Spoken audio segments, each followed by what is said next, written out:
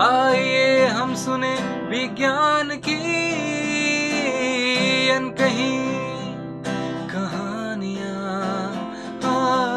आइए हम सुने विज्ञान की अनसुनी कहानियाँ। एक नई दुनिया की आवाज आपकी आवाज, विज्ञान की आवाज, की आवाज। Celebrating Azadi Ka Amrit Mahotsav, we bring you a podcast series on STEM popularization, science, technology, engineering, mathematics and medicine, supported and catalyzed by the National Council for Science and Technology Communication, Government of India. This program is produced by Media for Community Foundation. Creative content and technical support is given by Apna Radio, Indian Institute of Mass Communication, New Delhi. एक नई दुनिया की आवाज आपकी आवाज, विज्ञान की आवाज, की आवाज, की आवाज।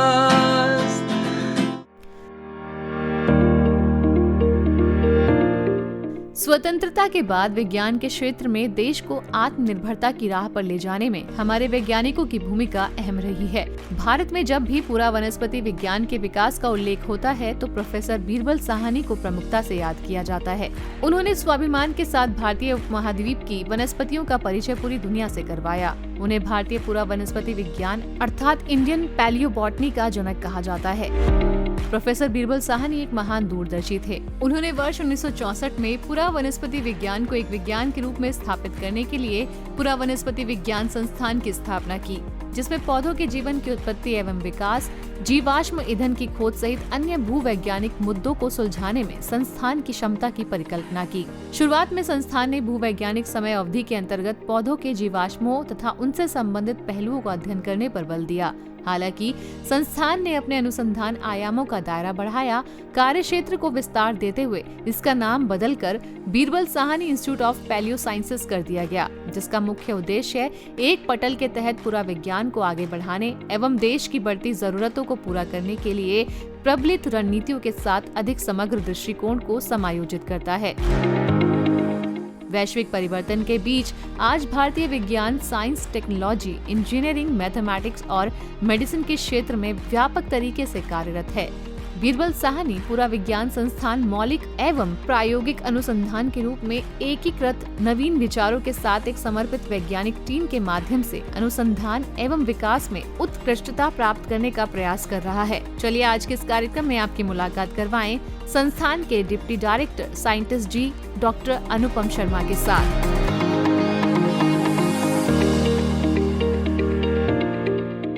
बीरबल साहनी संस्थान का अगर इतिहास आप जानना चाहते हैं तो उसमें हमें काफ़ी पीछे, करीब 70 साल पीछे तक जाना पड़ेगा, बल्कि उससे भी थोड़ा ज़्यादा। और इसको प्रोफेसर बीरबल साहनी ने ही इसके फाउंडर रहे हैं। इसकी शुरुआत जब वो वहाँ अपना पीएचडी और अपनी पूरी पढ़ाई कंप्लीट करके इंडिया वापस लौटे थे तो 1922 में, तो उसके बाद से फिर उन्होंने सबसे पहले बीएचयू में एज ए फैकल्टी काम किया, फिर पंजाब यूनिवर्सिटी में काम किया और उसके बाद में फिर वो लखनऊ यूनिवर्सिटी में आए और लखनऊ यूनिवर्सिटी में उनको काम सौंपा गया था कि आप यहाँ पे पैलियोबॉटनी डिपार्टमेंट एस्टेब्लिश करें। तो वो फर्स्ट प्रोफेसर थे और उन्होंने ही बॉटनी डिपार्टमेंट की यहाँ पे नींव डाली। और आगे चल के फिर चूँकि बॉटनी और जियोलॉजी, चूँकि वो पैलियोबॉटनी में काम करते थे तो जियोलॉजी से काफ़ी वास्ता पड़ता है, तो फिर डिपार्टमेंट ऑफ जियोलॉजी की भी स्थापना उन्होंने ही की। यही काम करते हुए फिर सन 1939 में उन्होंने एक कमेटी बनाई पैलियोबॉटनिस्ट की और वहाँ से इसकी जर्नी संस्थान की एक तरीके से कह सकते हैं कि नींव पड़ी, जो आगे चल के फिर पूर्ण संस्थान के रूप में आया। उस कमेटी ने 1946 में फिर एक सोसाइटी बनाने का सोचा और फाइनली एक पैलियोबॉटनिकल सोसाइटी बनी। और आगे चल के इस पेलियोबॉटनिकल सोसाइटी ने की जो गवर्निंग बॉडी थी उसने इंस्टीट्यूट ऑफ पेलियोबॉटनी 1946 10 सितंबर को मनाने का फैसला किया। और उसी के लिए अभी तक ये सारा काम जो था ये बॉटनी डिपार्टमेंट के एक छोटे से पार्ट में उन्होंने ये अभी तक करते आ रहे थे 1939 से लेके 46 तक। उसके बाद फिर गवर्नमेंट ऑफ यूनाइटेड प्रोविंस, आप सभी जानते हैं, हम सभी जानते हैं कि तब तक अंग्रेज़ों का राज था यहाँ पे, तो यूनाइटेड प्रोविंस की जो गवर्नमेंट थी उन्होंने इनके काम और उसको देखते हुए एक 3.5 एकड़ की जगह और उसमें एक बंगलो भी बना हुआ था वो प्रोवाइड किया कि आप इसमें अपनी पेलियोबॉटनिकल सोसाइटी को रन करने के लिए। ये जिस प्रांगण में और जिस जगह पे आपकी ये रिकॉर्डिंग हो रही है ये वही जगह है जिसके अंदर इसकी फाइनली स्थापना हुई।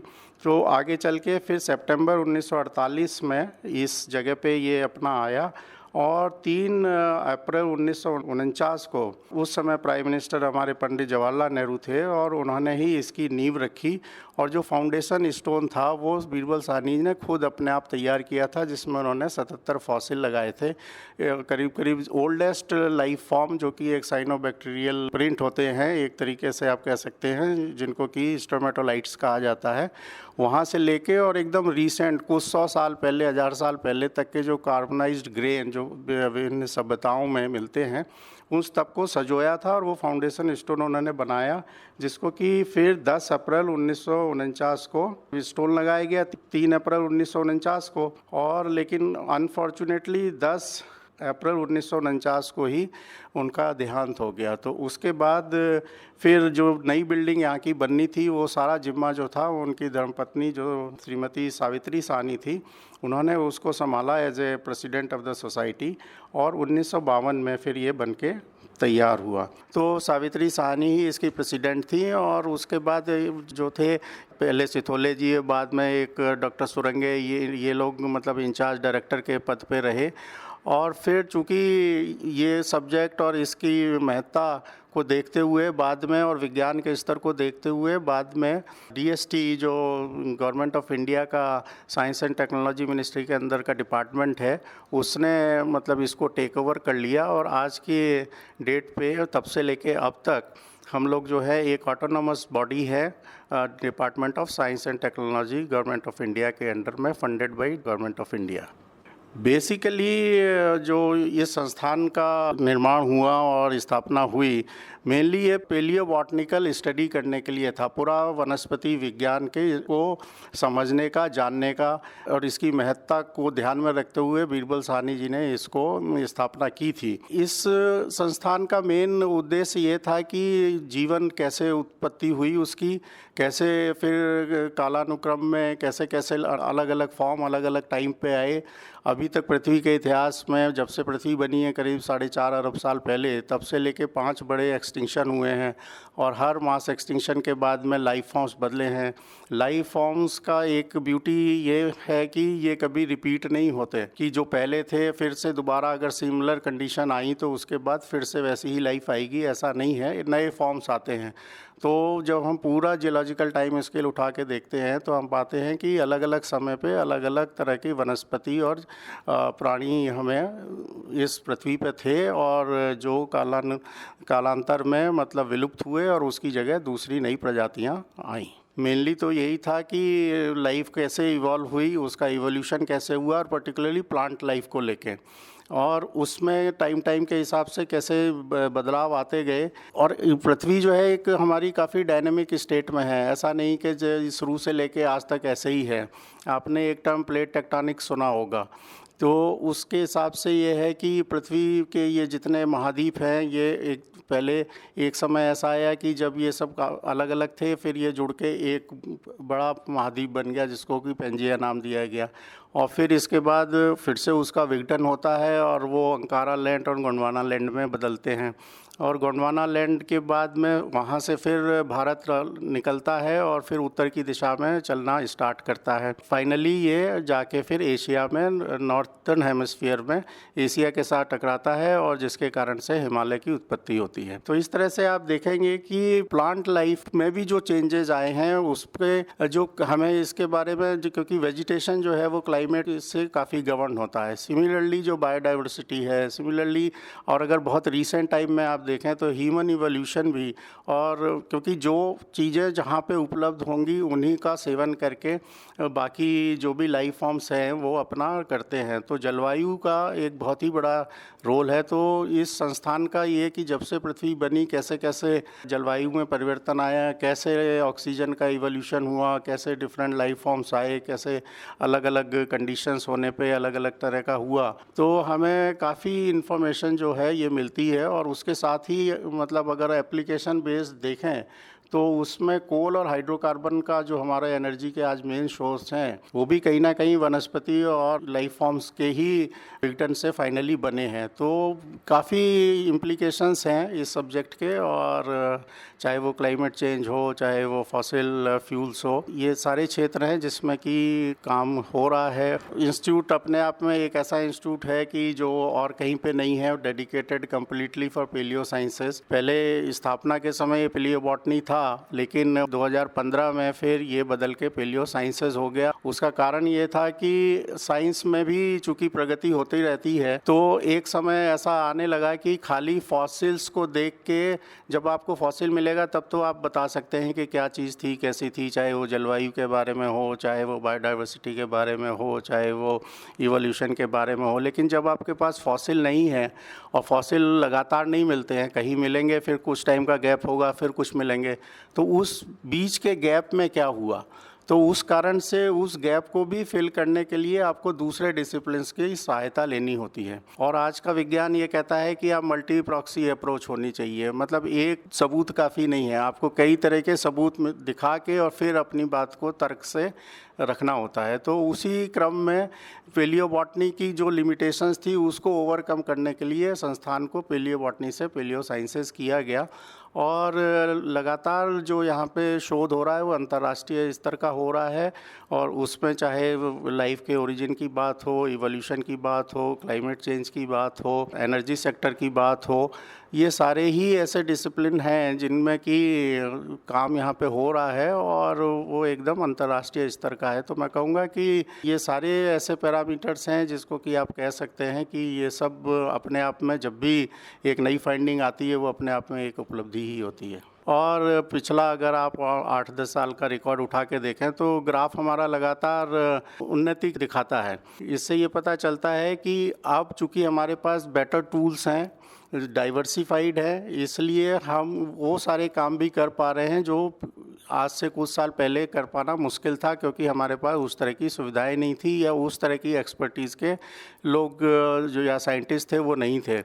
तो अब चूँकि ये सारी चीज़ें हमारे यहाँ धीरे धीरे और लगातार इसमें उन्नति होती जा रही है, तो चाहे हमें उनकी एज निर्धारण करना हो, चाहे हमें दूसरे डिसिप्लिन जैसे कि आप जियोकेमिस्ट्री कह लीजिए, आइसोटोप्स कह लीजिए, एनवायरमेंटल मैग्नेटिज्म या पेलियोमैग्नेटिज्म बोल लीजिए, या फिर एंशिएंट डीएनए है, तो अब हम काफ़ी और भी तरह के, और अब इसी में क्रम को आगे बढ़ाते हुए अब हम एस्ट्रोबायोलॉजी के फील्ड में भी आगे काम कर रहे हैं, और उसमें एक्सट्रीम एनवायरनमेंट्स में जीवन कैसा है, उसकी विकास क्रम कैसा है, ये सारी चीज़ें भी उसमें जुड़ती चली जा रही हैं। तो कहीं ना कहीं दायरा भी बड़ा हो रहा है और हम लगातार अपने टूल्स टेक्निक्स को एक तरीके से आप कह सकते हैं कि उसको इम्प्रूव कर रहे हैं, और जिसके कारण से बेटर रिजल्ट्स प्रोड्यूस कर पा रहे हैं। और आगे चल के इन टूल्स के थ्रू अभी तक हम काफ़ी हद तक एकदम कह सकते हैं कि फंडामेंटल आधारभूत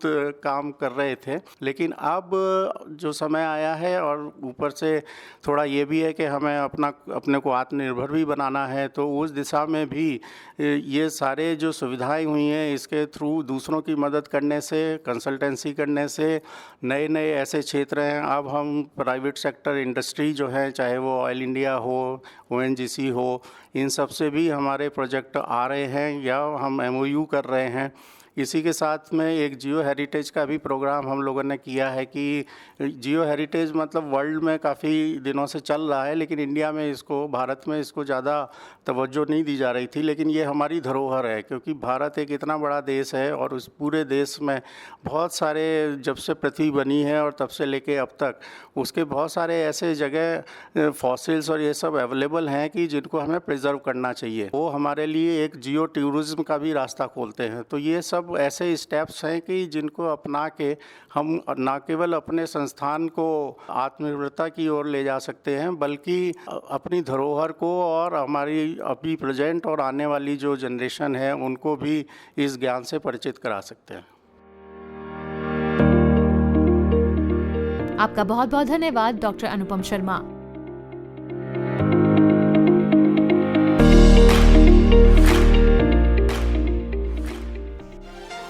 Thank you for being with us. Stay tuned for more. You can also listen to these podcasts on Spotify, Apple, and Google.